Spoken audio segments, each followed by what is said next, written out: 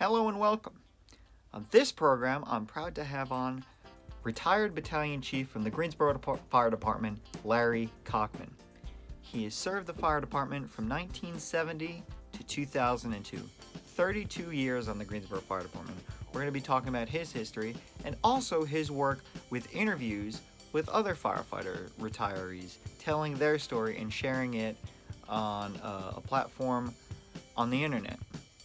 If relationships across America between blacks and whites was like it is in a lot of fire departments, we wouldn't have any trouble at all, because we become close. We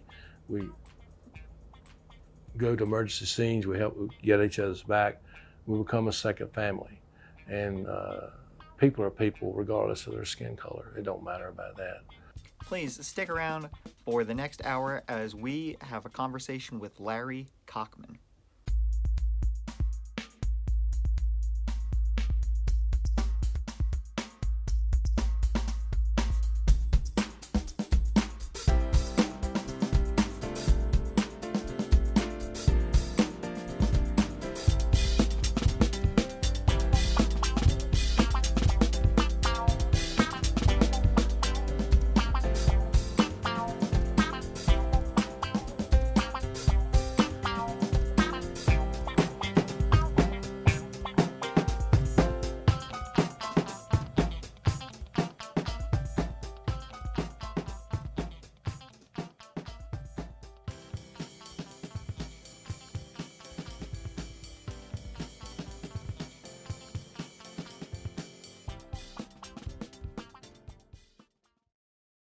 If you could just start by telling me, you grew up in Guilford County, in Greensboro?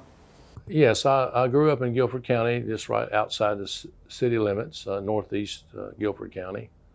I've lived here all my life. I'm 73 years old. Went to work at the fire department after 2 years of college. And I went back later and got my other 2 years, and then did graduate work at UNCG. I had 32 years on the Greensboro Fire Department and retired as battalion chief. Now, you and your brother joined about the same time, right? No, my brother was 12 years older than me, and he was the reason that I came on the fire department, and we were real close. I was the baby of five in our family, and he was the next to me. And I had just gotten married in that summer of 1970, and I had been accepted at Appalachian State to coach football and teach, and that was my ultimate goal there. But he said, "No, Larry, you really would like the fire department." And I tried out, and it's been in my blood ever since. And of course, my brother died in 1987 on the job, which was it was a hard time for me for a while. But he was loved by a lot of people, and I always tried to measure up to him and make him proud of me. What made you want to become a firefighter? Well, I never really thought too much about it growing up. I did, as I got older, I watched my brother and how much he liked it and things he was doing at the stations and when I'd visit. And then when he started telling me all the things that about the fire department that he liked, then I knew then that that's what I wanted to do as well, because he and I were a lot alike in a lot of ways. In some ways we were different too, as all families and all brothers and sisters are. But with him being somebody I looked up to, I thought, well, if he likes it, I think I'm gonna like it too. And we would talk from time to time, and then my goal, like I said earlier, was to really make him proud of me, because I knew that people liked him, and he was well thought of. Now, what was Greensboro like in 1970 when you joined? Oh, Greensboro was, you talking about the fire department or the city? The city. Well, the city wasn't as diverse, I would say that. It was more people of the same, I guess, way they looked at life and things, and like I said, as the years went on, Greensboro has become I think, a real diverse city, which is good. But a lot of people that went on the fire department, for example, went to maybe 2 or 3 schools at that time, and that's where they pulled their hiring process from. Now it's from everywhere. In fact, my son-in-law has been on 3 years. He's originally from Lithuania, so Greensboro has really changed it, and I think that's all good. The pool that you pull from, if it's more diverse, and you get a different, better outlook and view of what the world's really like. Mm-hmm. So you joined in 1970. Can you give us a glimpse into the rookie school and what that was like for you? Yeah, rookie school was some challenging things.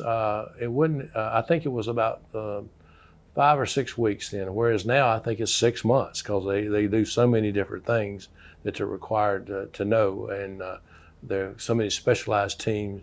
But rookie school then, we had classroom sessions and outside drill sessions with hose training, ladder training, hydraulic training, as far as pumping the fire apparatus. It was, I think my most challenging part was the probably the palm pier ladder, and it was tough. But we used to race, and people's not familiar with the palm pier ladder. It's a single beam ladder with a hook on it with rungs, and you have to scale the side of the old drill tower, which was 6 floors, 6 stories and down. They had a net under there, but you didn't have any other safety features. So sometimes the palm pier ladder would go sideways with you, and that particular evolution really, some people left and didn't want to do that. They said, "I'm done." So this is where you hang out the window, and you have a hook. And you hook it up, and you climb up. And that used to be the main rescue ladder for a lot in the early years of fire department. And that's really, I can't imagine how tough that would have been to scale some of those buildings and take somebody back down. Much less yourself, but somebody else with you. So, okay. So then you got on shift, and at this time you were the fire department had just broken up into A, B, and C shift. Right. They went through a couple different configurations to figure out how the best way this was going to work, and I believe it was. I think it was 24 on, 24 off, or something like that. Yeah, you used to just before I came on, it was 24 on and 24 off, and then I think they had what they call a Kelly day, and they got an additional day off every once in a while. Then when I came on, it was 20. They negotiated with the city, and went to the 3 shifts and 24, 48. Had 2 battalions. Now I think it's up to 5 battalions in the city. Yeah. And when I say battalions, that means number of engines and ladders or trucks, whatever you want to call them. We call them truck companies. I call them ladders now.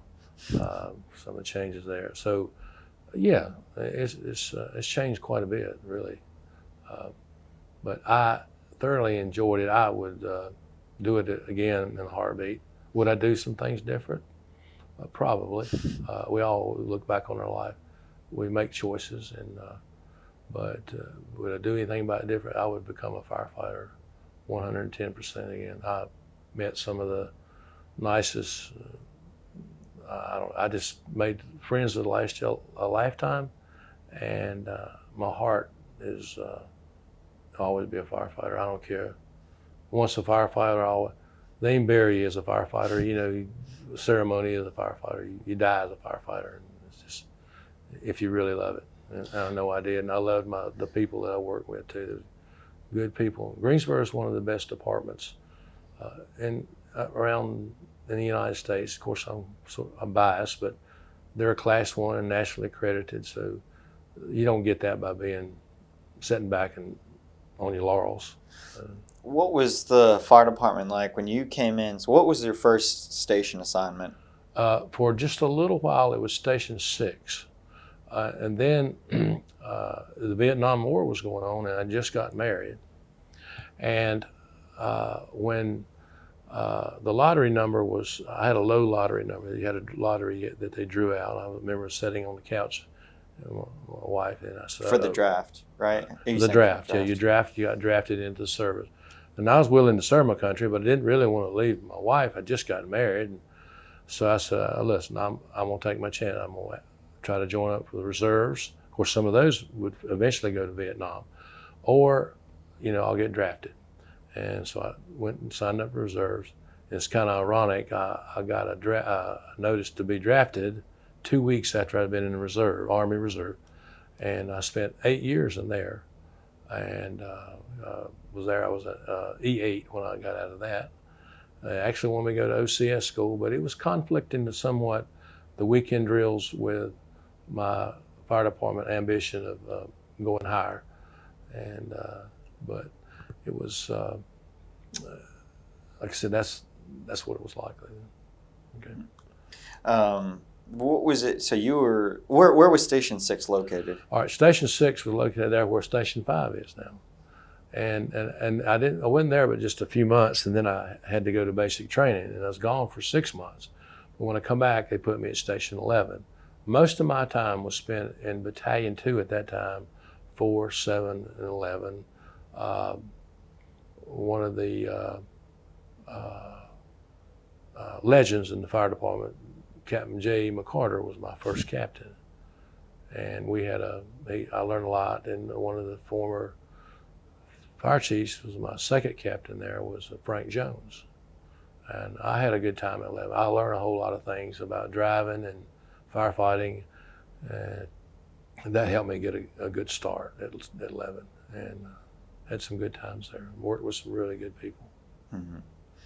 What was it like being a rookie at the time? I mean, people have all kinds of ideas about every. I feel like every station or even every department has their own idea of what a rookie is or what a rookie should be. Well, being a rookie, then you got all the dirty details. Of course, you had to go to the store for everybody to get food. So you all didn't go together? No. At that time, it was looked upon by the fire administration.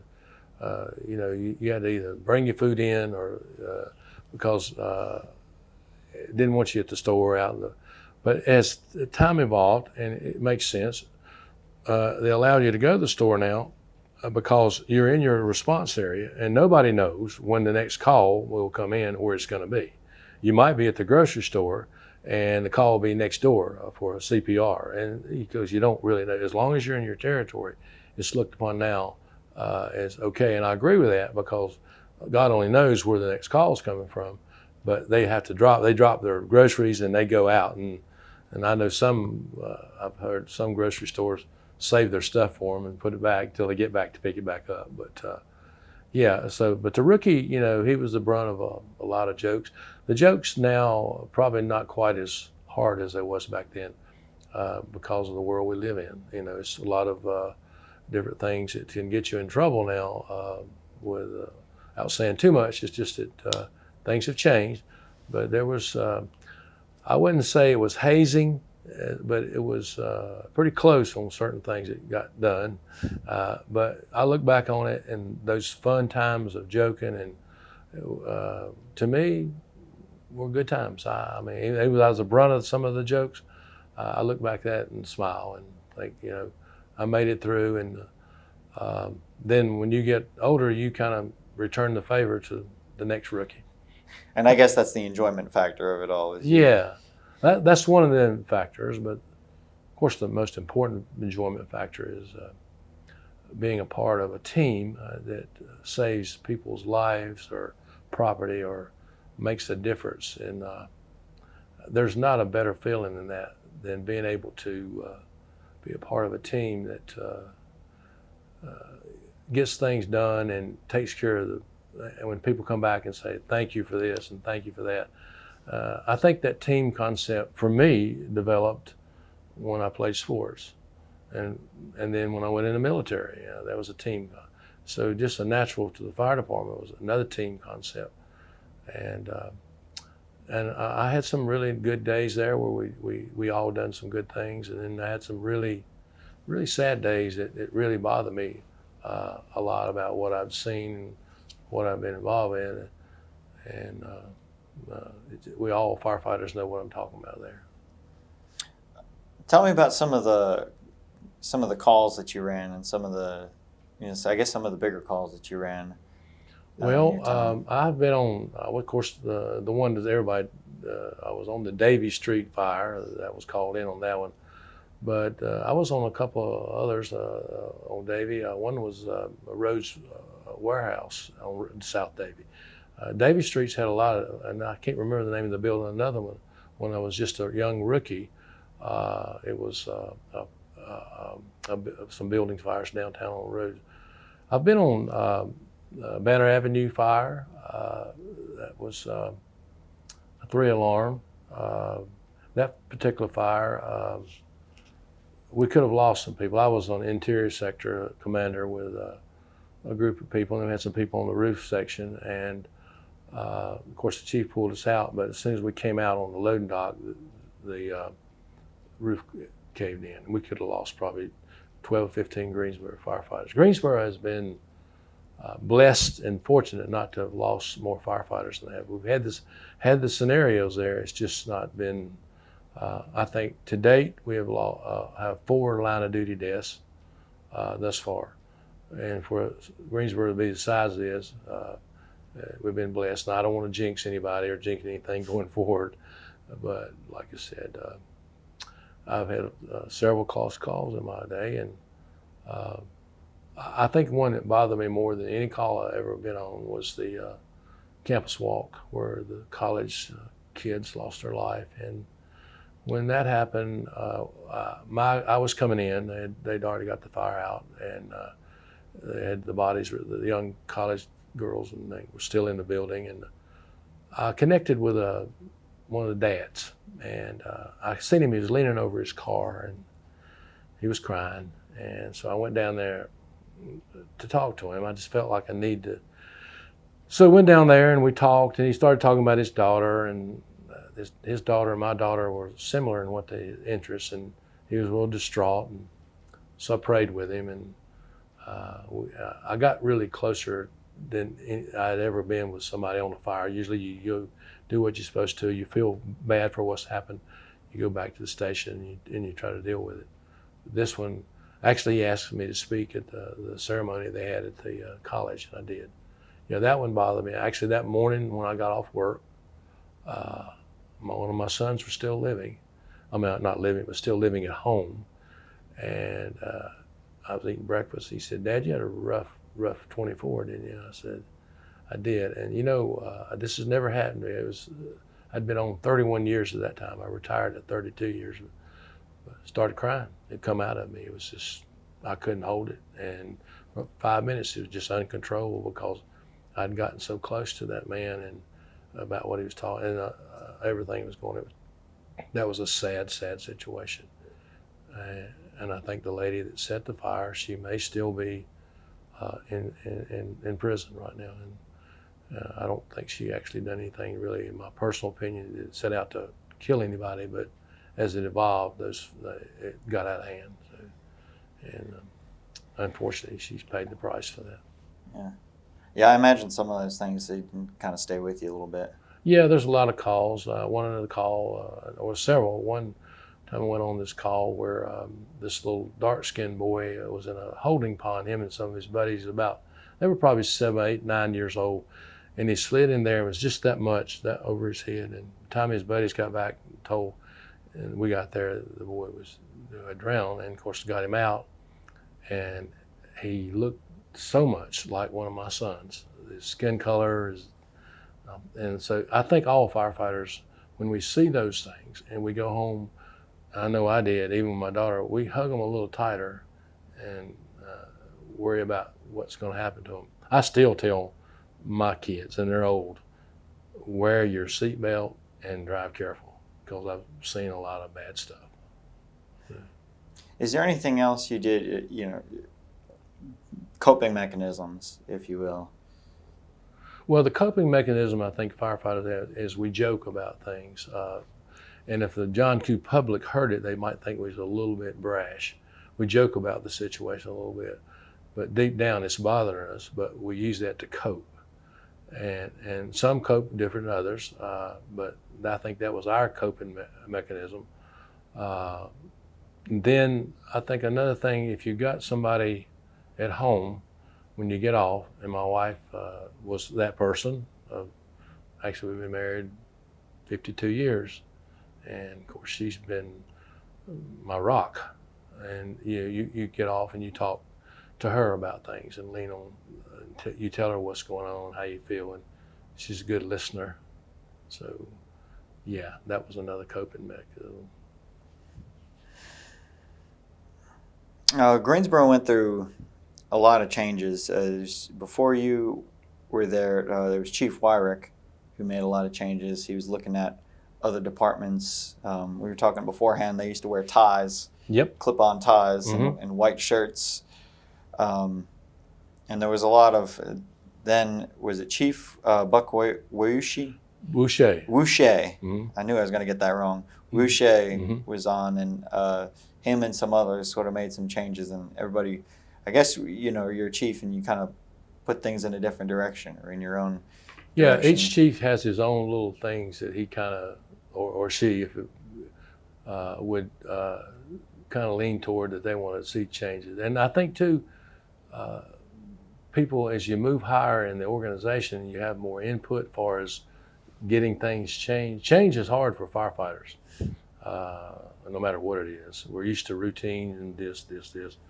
But each chief brought a different flavor, if you will, to the organization, and I think every one of them contributed. And there's a lot of things I think that a lot of firefighters take for granted, or not maybe take for granted.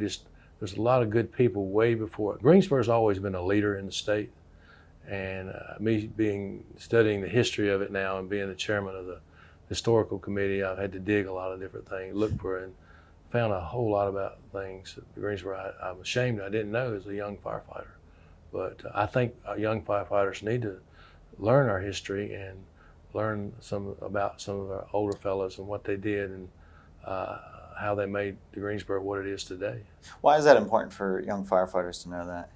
Well, you can see how they've progressed, how the department's progressed, and you see there's another side of how much better we've gotten because of this, and this. I'll give you an example of something.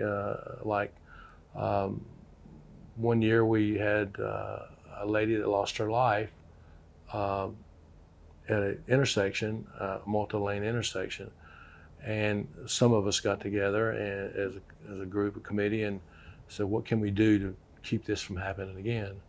And we did some studies, and there's what they call Opticom traffic control, which is in Greensboro now. It's more technologically advanced now, but it gets the green light quarter. It decreases response times and it increases the safety.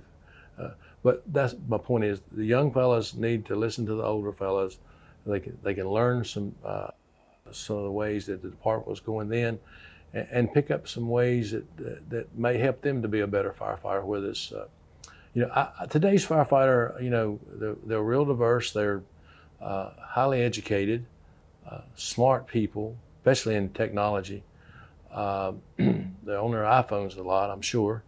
And but if they sit down and talk to an older firefighter, they can learn about different fires that they've had, different things that they learned on that fire, and the way the culture was. And some can't believe some of the things we probably used to do and got by with, I guess. But anyway, that's why I think it's important for you to listen to the older guys sometime.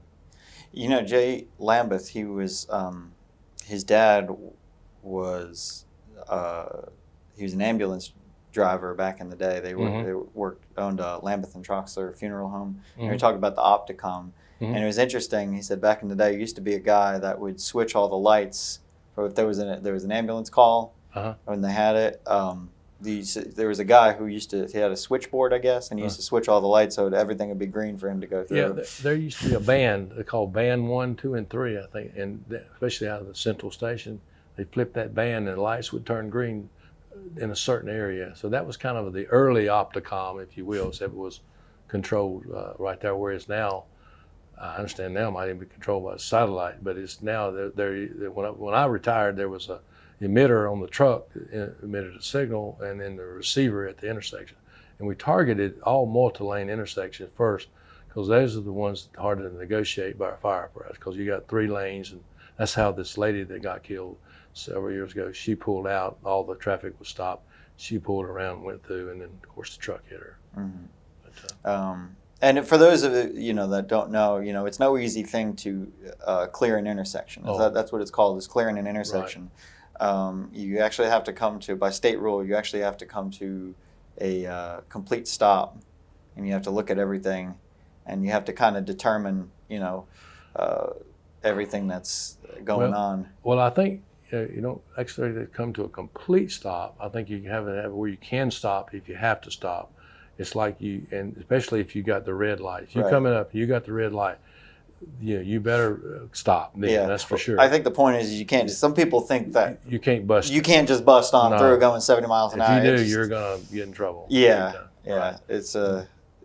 It's not, it's not always what it seems. Not working in the service, you wouldn't know. There was a guy named Randy May that developed a sign. I don't know if they still put them in the city. See the light, pull to the right. A lot of people don't know that. They want to pull. They panic and they don't know to pull to the right, and that gives the emergency response vehicle time and maneuverability to get around. So. But so as we were saying before, a lot of changes. I believe about the time you were coming on, or just before or during your time, there was the first female dispatcher. There was the integration was taking place. There was some black firefighters were coming on board. Some female firefighters were coming on board. I mean, a lot of changes took place during your time. Can you maybe talk us through that and what that was like? Well, as far as the female firefighters, I was a training captain for a year or so, and there were 3 female firefighters in my particular the class that I taught, and like I said, they were required to do all the things that the male firefighters. The female firefighters and the male firefighters, I'm sure it was an adjustment when they first went out to the stations. At first they didn't have the living quarters, separate bathrooms and things, but they've built all the stations now to have that now. It was a challenge, I'm sure, to get used to working with females. Not that they're any less, it's just it was hard for them to, in an all-male environment at that time, things you might say, a locker room talk, you don't want to do that, and out of respect for the female firefighter, or anybody really, I guess, but that was some of the adjustment. Now, as far as the African-American black firefighters, like I said, they had already integrated the station when I came on in the 70s. I often say this, if relationships across America between blacks and whites was like it is in a lot of fire departments, we wouldn't have any trouble at all, because we become close. We go to emergency scenes, we help get each other's back, we become a second family. And people are people regardless of their skin color. It don't matter about that. So of course that was an adjustment for some of the older firefighters. I'm sure that when the black firefighters started working at the station, I've heard some stories that I really don't like about some things that was said and done. But everything's about change, and I think things are getting better as each year goes by in that respect. Driving for a little bit, you started driving and things like that. Tell me about that. I know the trucks were a little different than they are today, but can you talk us through that? Driving back then, of course, we had open cab trucks. Snow, ice, rain coming in on you, and cold, rainy, snowy. Windshield wipers really wasn't, and there was no automatic transmission. You had to, what they call double clutch, where you pull it to neutral and you have to get the RPMs right or it wouldn't go in gear. You had to learn to upshift and downshift. The steering was not, it was harder as far as the way you turn in the truck. Like I said, the brakes were not as good. If you had 3 or 4 calls and the brakes got hot, you got to take that and you're gonna, you apply the brakes on that 5th call, especially if they're back to back, they're gonna fade on you. And you had to allow for that. If you didn't, you was gonna mess up. The territory, you had to learn your territory, jump streets, whereas now I know they've got the nav type system on their trucks that helps them to get here and there. And I know they got this new high technology dispatch system too. When I first come on, we had call boxes and had the bell, and I slept under the bell. And you talking about a heart attack. When that bell goes off in the middle of the night and it beats loud, you think somebody's killed you. So, I mean, your heart goes, and it gets your attention real quick.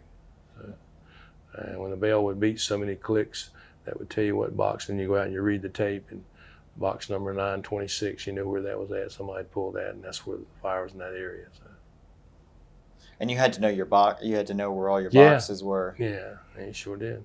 I'm sure that was something learning all that. How many boxes would you have in a given area? Well, it depends. I don't know the number of boxes in the city when they finally took them out, but they were all over different response areas, different locations, you know.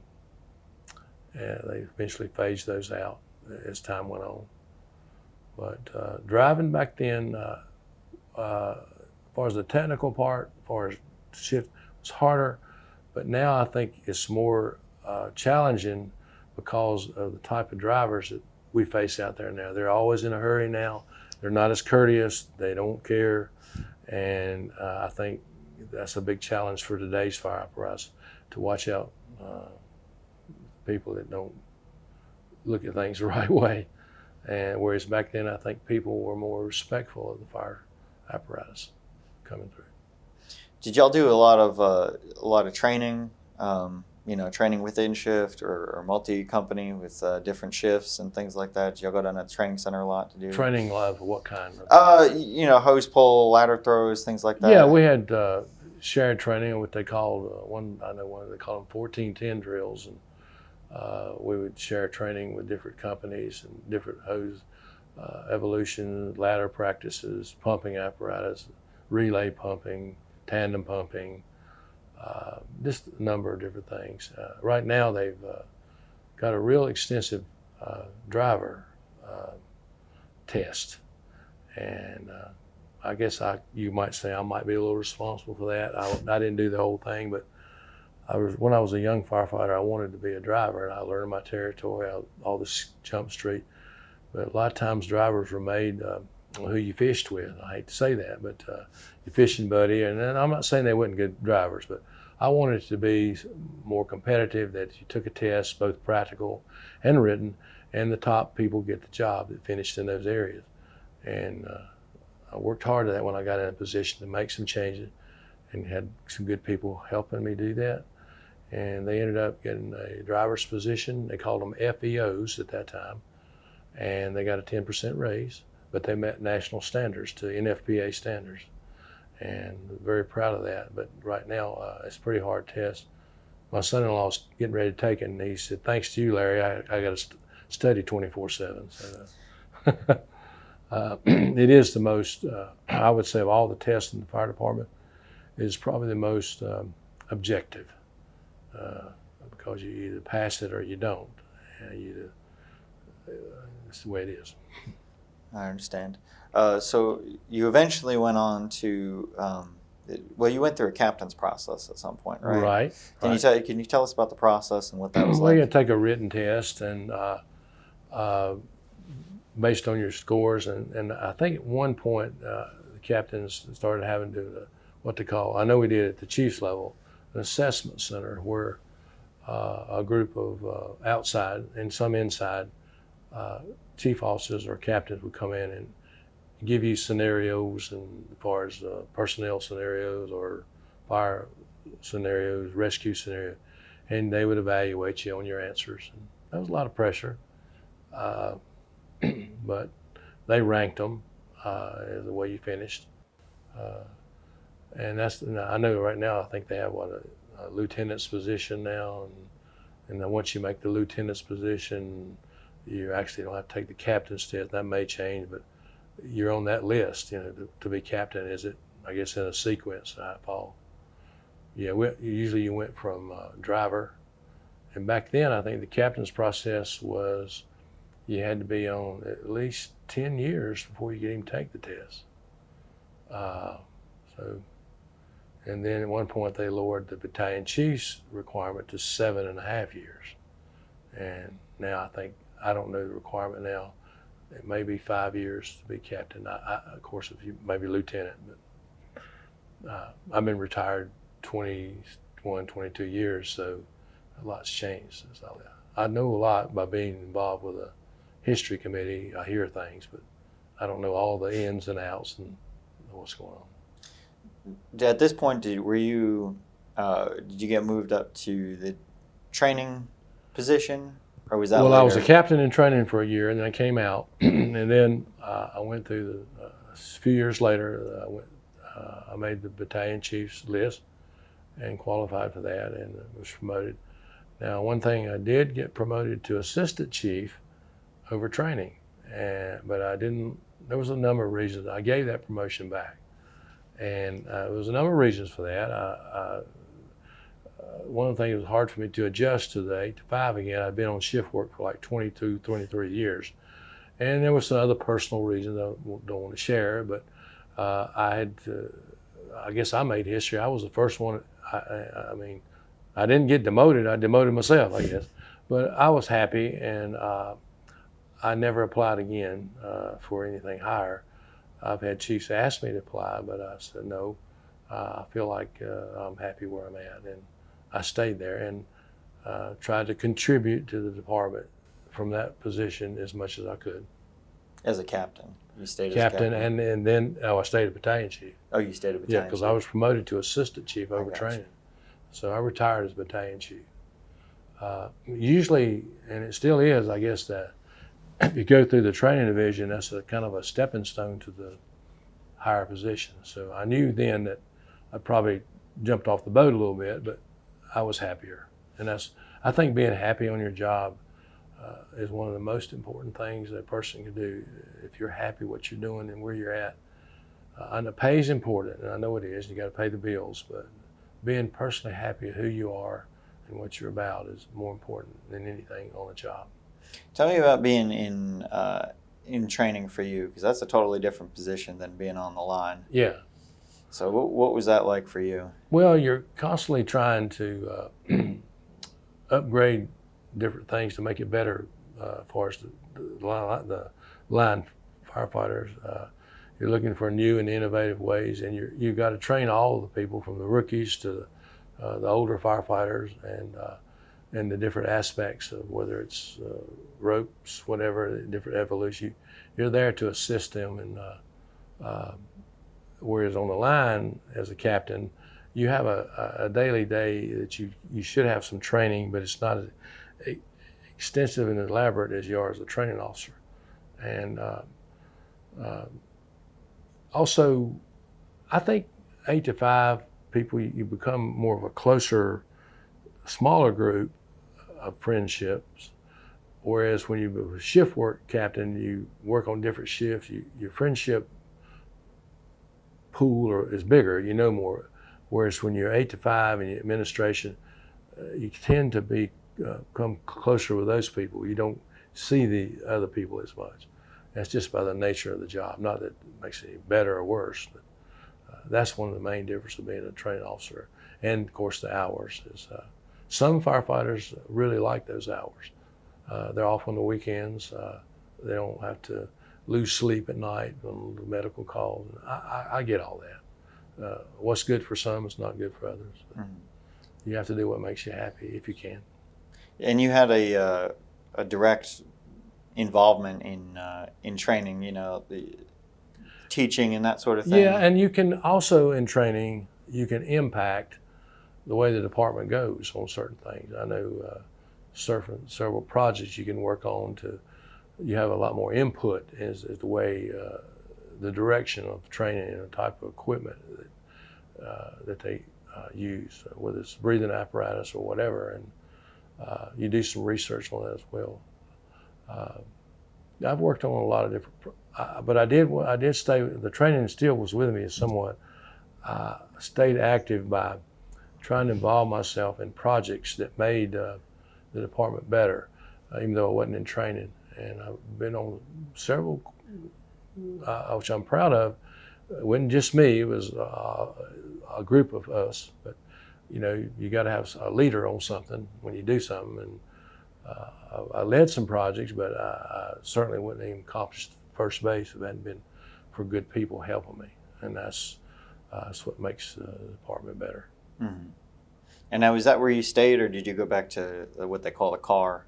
Once I left training, I went back to the car, which was that was shift work again. Mm-hmm. But like I said, I enjoyed my time on both areas. Now, if I would give advice to a young person today, a young firefighter, I would say involve yourself in as many projects as you can, as many divisions as you can early on. Learn as much as you can about every division in the department. Partake of those divisions, because if you aspire to be one of the top guys in the department, then that will help you to be a better person, qualified for that. Now, I will say this, that just because that you don't aspire to be a captain or a driver, and there have been firefighters that retired on the back of the truck, that was some of the nicest, best people you'll ever meet. They had another job on their day off. They provided for their family, highly respected. Sometimes people look at people as their success in life based on their rank. That's not what the successful man is. Somebody that, to me, is that people respect and love and know that they care about, know that you care how they feel, and not necessarily. Like I said, you earn respect. You don't get it by having 3, 4, 5 vehicles. I don't guarantee. But to me, that's the way I look at it. That's well put right there. So you know, I know you go around and you visit some of the fire stations still, right? Mm-hmm. Because I see some of your pictures pop up on the historical right. Facebook page. What do you, I guess, observing semi from the outside, like you said, you're involved, but semi from the outside, what are you seeing as far as cultural differences, as far as the fire department environment from your day to today? I think the firefighters are still close, and I don't see them being quite as close, because I don't think they do quite as much on their days off together. The families, I don't know. I know used to be Sundays. All the families would come to the firehouse. We'd make homemade ice cream. It was more closer. I'm sure there's some people that still do that. I think because of the department being so diverse and from different cultures themselves, that it's changed in that respect, that they're not quite as close. I still think the camaraderie is still there, and they stick together, but I think some of that has faded some because of where they came from as far as their culture, which is all of it's good, but that has changed a lot. I see today's firefighter, like we said, they're more in tune with their smartphones and more in tune with the latest technology. I don't know how much they converse with each other as we, like we would talk about things, whereas I have visited stations, and all 4 of them will be on their smartphones sitting out behind the station. And I'm thinking, well, that's all good, but used to, we would talk to each other. We didn't have the smartphone. There's nothing wrong with that. Everything about life changes, society changes, but I see that as a change. I don't know how much they cook together as they used to. We used to cook all our meals together and eat together. Some of them go out a lot and eat, and I don't think he's being open and close when you go out to eat, because the public's watching what you do, as they should, because you set an example for your department, but that's changed a lot, and I don't know how many stations still cook. I hope they do, and at least one meal. And of course, with the women firefighters and the people coming from different countries, and my son-in-law coming from Lithuania, I can see some things that his culture was a little different in some way he looks at life, even in our own private family. But he's a good dude and hard worker, and I think he really enjoys being a firefighter, and that's good to know. So that's some of the things I see. But I would say, if I would give advice to a young firefighter today, on one thing, when you go through your career, you're going to suffer disappointments, and you're going to suffer things that may bother you, as far as way maybe somebody treated you, or you didn't get this raise, or you didn't get this promotion that you thought you should have got. But I would say to a young firefighter, you got two choices. You either become bitter or better. If you become bitter because you didn't get this, because a lot of things influence that, then you hurt yourself. If you choose to become better, then you feel like, I've done everything I could. If I want to be promoted to a different position, higher position, and it's out of my control. I did what I needed to do, but if I become bitter, then I've taken myself out of the game already. So I would say, now some people come to the fire department and things fall in place all the time. I mean, that's just the way it happens sometimes, and that's okay. But some have to try twice as hard to be considered half as good. Maybe some of the female firefighters feel that way too. Have to try twice as hard to be considered.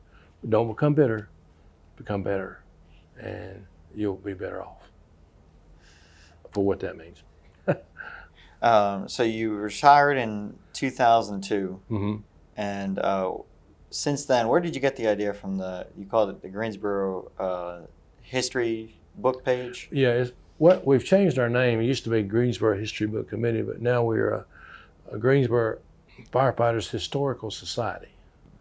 Well, what happened was, I was at home one night, and I get this call from a daughter of a former firefighter. He's passed on with cancer. That it was a captain. She had been running up against some brick walls trying to get a book. She wanted to, and she had some previous experiences in yearbooks, because she was a teacher at a high school and been on yearbook staff and things.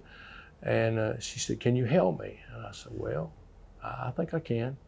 So it got bigger and bigger, and I got involved with it more and more, and we got a committee. And at first it was a big committee of retirees and active duty, and it's become smaller as the years. COVID really hurt us. We didn't meet to do anything for 15 months during COVID, but that's how the idea started. And then one of the things that spun off that was the interviewing of our retirees, their life. Because once a old firefighter passes away, it's like an old library burning down. You've lost all that forever. So we said, we got to capture that. And we started doing that. Harold Haney was our main person that recorded. Kudos to Captain Harold Haney, retired. And I would do the coordinating part, as getting the schedule, and he would do the editing, recording. But that's how that part got started. And then the National Fire Academy contacted us and said, "We're going to use your program as the gold standard to go by when we interview retirees across the United States."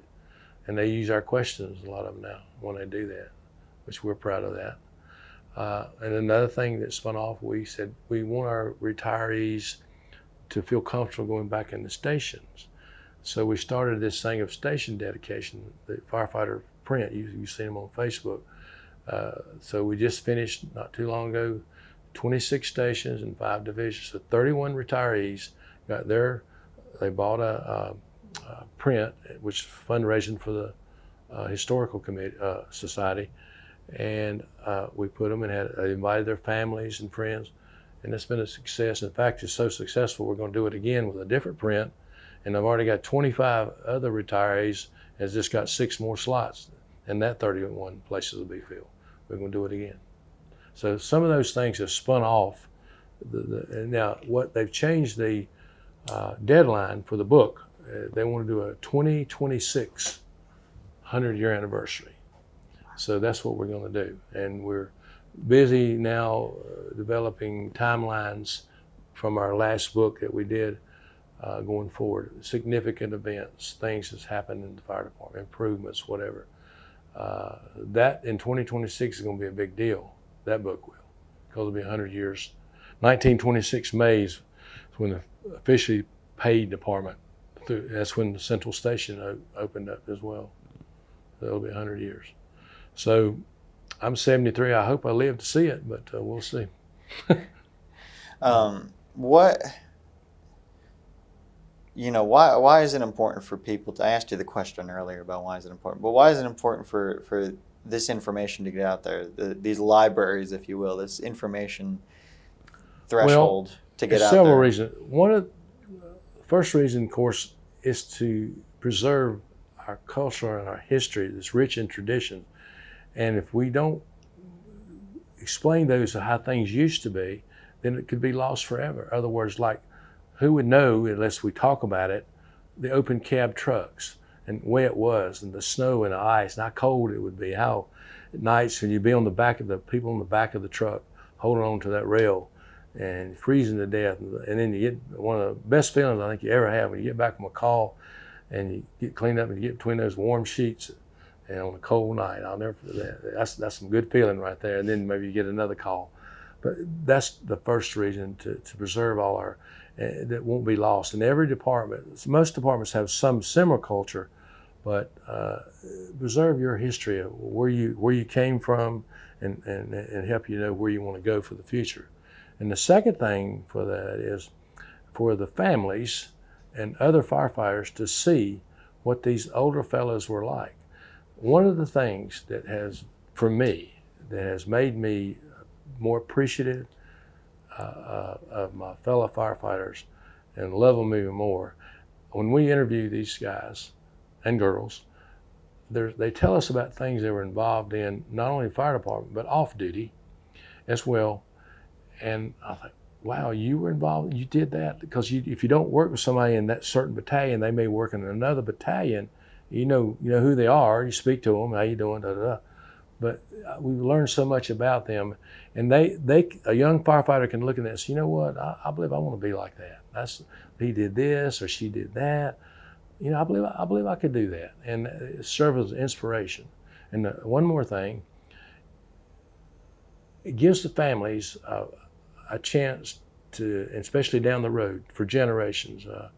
One that stands up in mind was Captain Gary Church's interview. He did one that'll go through the ages of the churches. My great-great-grandfather, Gary Church, said this, and there he is. So it preserves that, and get to see all the statements and things about how he shared his faith and all the things and the way he lived his life. So that's an inspiration not only for the fire department, but for his family as well. So all these things combined, doing all that recording of all their different emotions and what approach life, that really, when they we've lost, we interviewed Ray Flowers and Frank Jones, two of our former fire chiefs, and we got their interviews before they passed. And Ray Flowers' daughter told me the other day, she said, I had never seen that. It's things I didn't know about. And I've had other daughters and sons call and tell me, I seen my dad's interview, I didn't know he did that. So all that combined, to me, as far as I'm concerned, all the projects that I've worked on, and everybody, I don't want to make this about Larry Cockman. I've did things with the group as a team, but of all the projects that I've ever worked on, this history book interview has been the most rewarding personally. I leave there a lot of days feeling good. I can be having a bad day and I go there and I interview these guys and they're upbeat and girls and they tell me about their life. And of course they tell me about some of the things that were challenges to them. But upbeat, I feel much better about it. So I know deep down in my heart that we're doing the right thing here. And I hope when I check out here that this program is in place forever, because the Greensboro Fire Department needs that. That interview don't need to go away. How many interviews do you have so far? I think we've done approximately 75. I've got 145 or 50 more to do. I'm working on getting some more people to help us, because I do the scheduling, the calling, and that takes time. But when you interview someone, of course, you're very well aware of that. Not only after you do the interview, you have to do the editing and all the things, and that's time consuming. So I'm trying to get some more people to help me with that so I can get more done. Because if I do the math and the way we're headed now with what I've got to record with, the people that's got the time to do it, I don't know if I'm going to be here long enough to get. But I'm working on getting some more people to record. I'm willing to give up more of my time, but I want some more people to help us record so we can get caught up. Once we get caught up, then as the people do retire, it'll be more manageable, maybe 20 or 30, but now it's a big task right now. But I'm going to stay with it as long as the good Lord gives me the knowledge and the stamina to stick with it, and I don't lose my mind or something. But I really have enjoyed doing this of anything I've ever worked on the fire department. If you want to know the truth, it's been the most rewarding.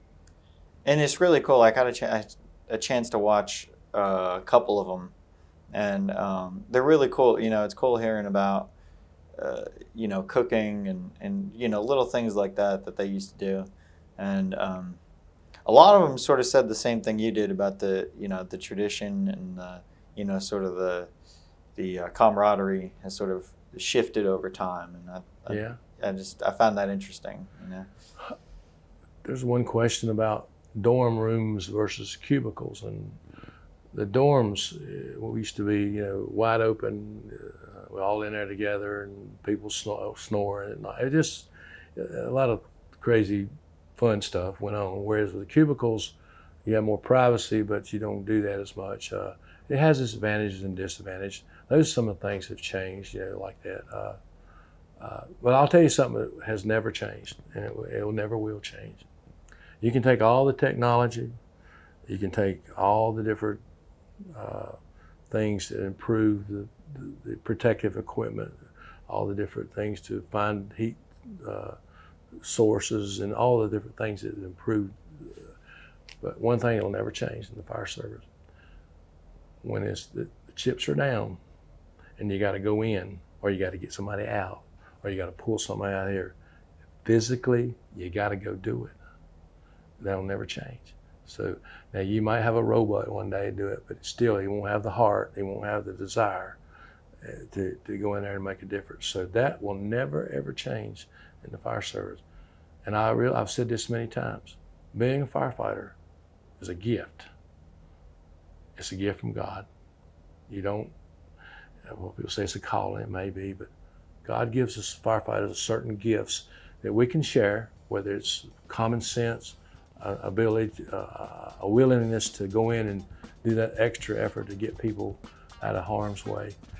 And I'm not saying we're all that special, but I think it does take a certain type of individual that's willing to do that.